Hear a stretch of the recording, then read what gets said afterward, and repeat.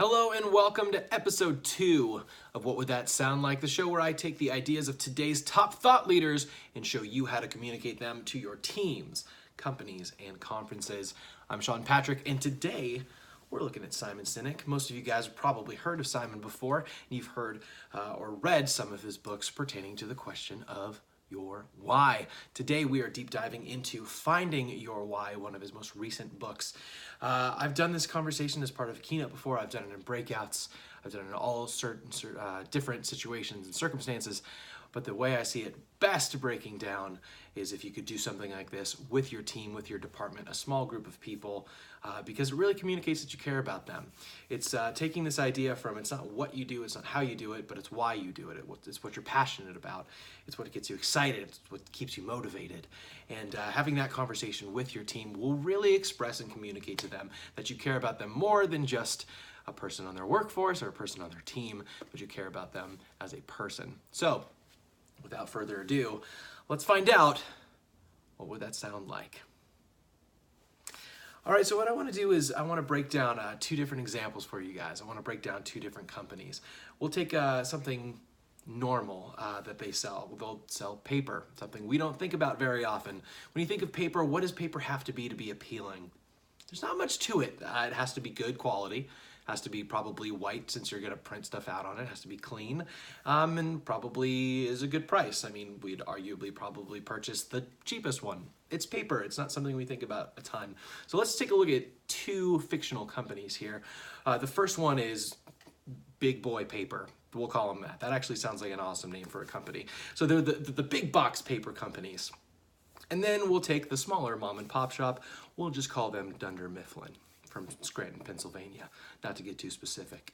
But let's take two of these companies and see what these fictitious ads would evoke for you. Let's say our Big Boy Paper store, BPB, is that right? Big Boy BPB, something like that. Let's say their ad is like this.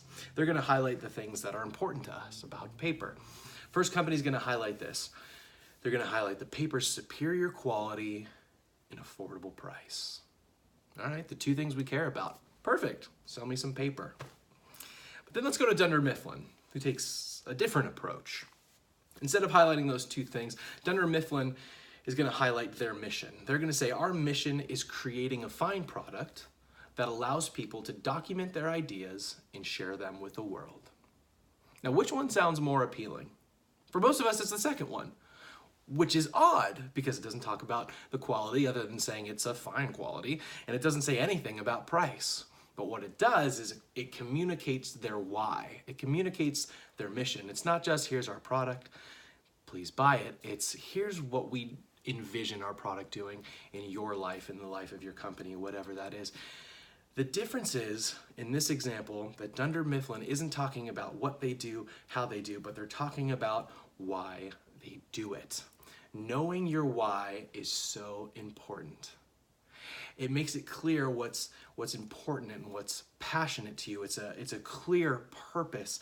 And having a clear purpose, I gotta be frank with you, somebody's gotta tell you, and I'm gonna be the one to do it. Having your why, having a clear purpose, it makes you more attractive.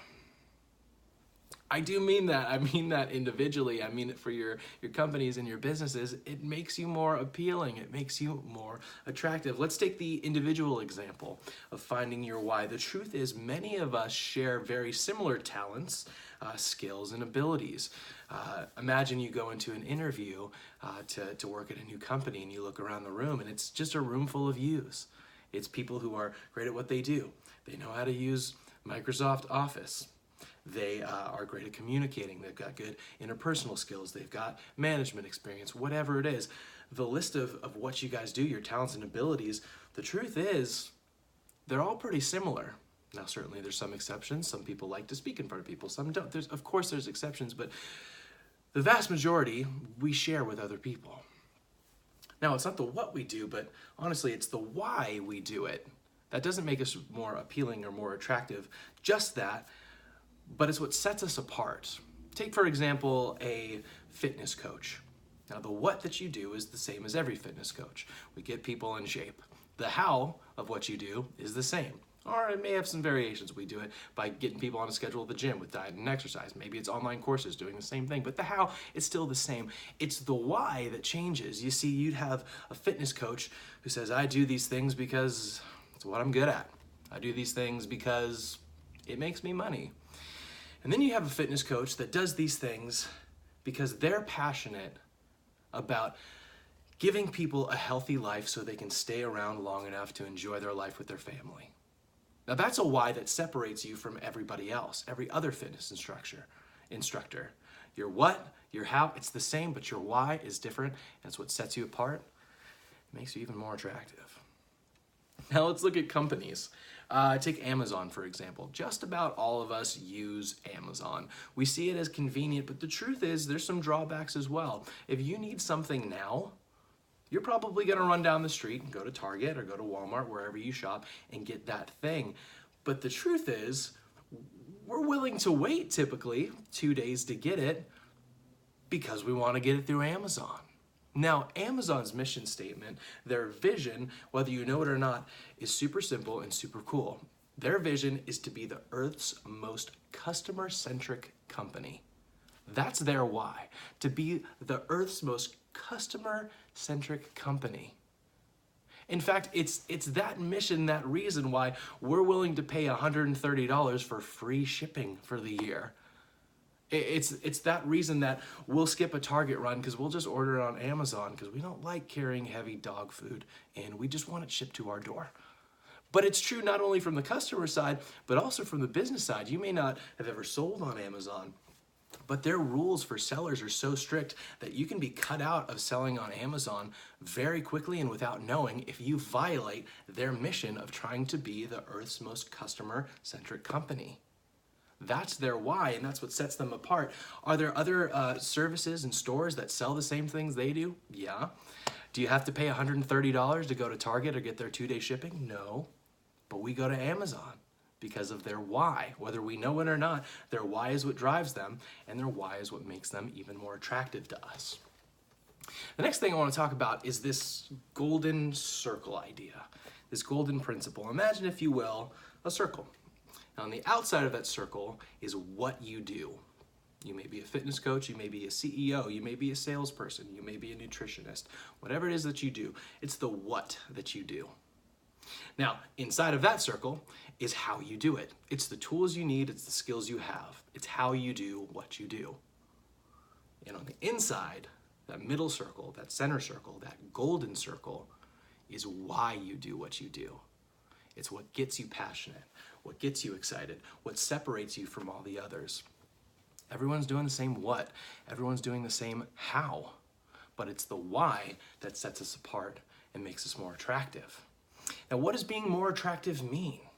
Well, it means more people are drawn to us, whether it's individually or as a company.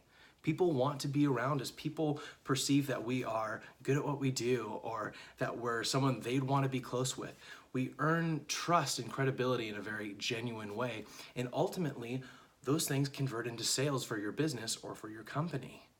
Being more attractive by having a really appealing and passionate and genuine why ultimately is going to help your business. Now, the question is, how do you find out your why?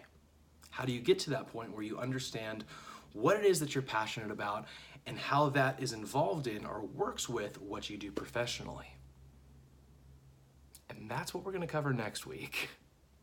I didn't want to give you too long of a video, so I wanted to give you the first half of what that would sound like. Tune in next week as we break down finding your why, different ways, 2 ways that you can find out what your why is, see what you're passionate about, see how it fits into what you're doing, and not only finding it, but how to say it. We'll take a look at some of the top thought leaders and what their whys are and see how we can incorporate it into you, your life, and your business, but you got to stay tuned. That's it for episode 2 of What Would That Sound Like. If you want to keep up with me, these videos are made specifically for LinkedIn. You may be watching them on YouTube, but feel free to connect with me on LinkedIn. I'd love to be a part of your network. If you want to keep up with all the cool gigs that I'm doing and have done, you can follow me on Instagram at Sean Patrick DJ. That's SEAN Patrick DJ. You can find me there.